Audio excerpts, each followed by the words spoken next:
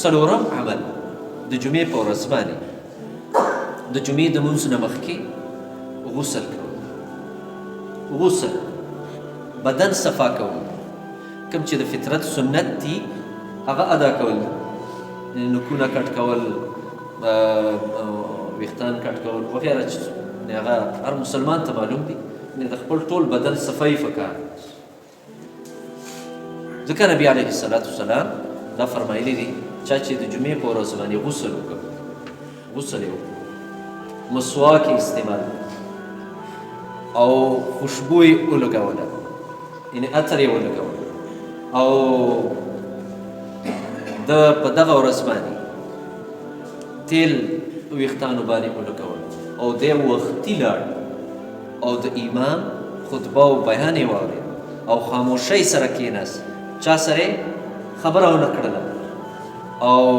ولم یؤذي احدا، چاله یې تکلیف ورنه کړ، چاله یې تکلیف ورنه کړ. په دغه نبي علیه الصلاة والسلام فرمایي د ده دپاره اجر دا په دې یو مونځ باندې د ده اجر چې دی هغه د یو کال د عبادت برابر، د هغې د مونځونو و صیامې او د یو کال د روژو برابر د دې اجر. ځکه نبي علیه الصلاة والسلام دا فرمایلی دي چې غسل یوم الجمعة واجب على كل محتلم، د جمعې د ورځې غسل په هر بالغ باندې واجب دی، یعنې لازم دی، لازم دی چې دا وکړي، دا یو کلک سنت دی. هرچی امام احمد بن حنبل رحمت الله علیه فرمایي چې نبی علیه الصلاة والسلام د واجب لفظ استعمال کړی نو دا واجب دی، او نور علما فرمایي چې دلته د وجوب نه مراد تاکید دی، چې خامخا کول پکار دی،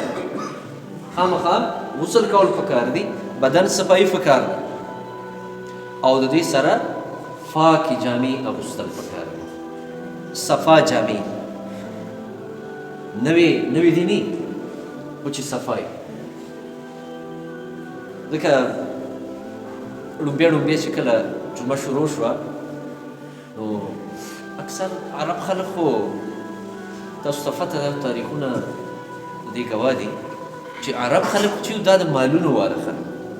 مالونو واله، دوی د اوښانو واله خلک،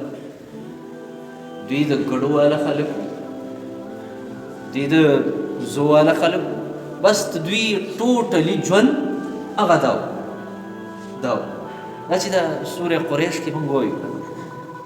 جمله لإیلاف قریش ایلافهم رحلة الشتاء والصيف، د دوی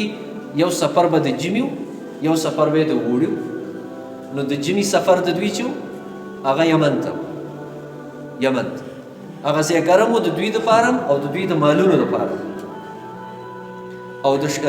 اوړي صیف چې د اوړي سفر د دوی شام ته، ځکه هغه یخو د ګرمایش نه د بچاو دپاره، نو د دوی دپاره او د دوی د مالونو دپاره دوی به دا سفر یې داسې کولی. نو چې کله لومړۍ جمعه شروع شوله نو دوی به همداسې به رال او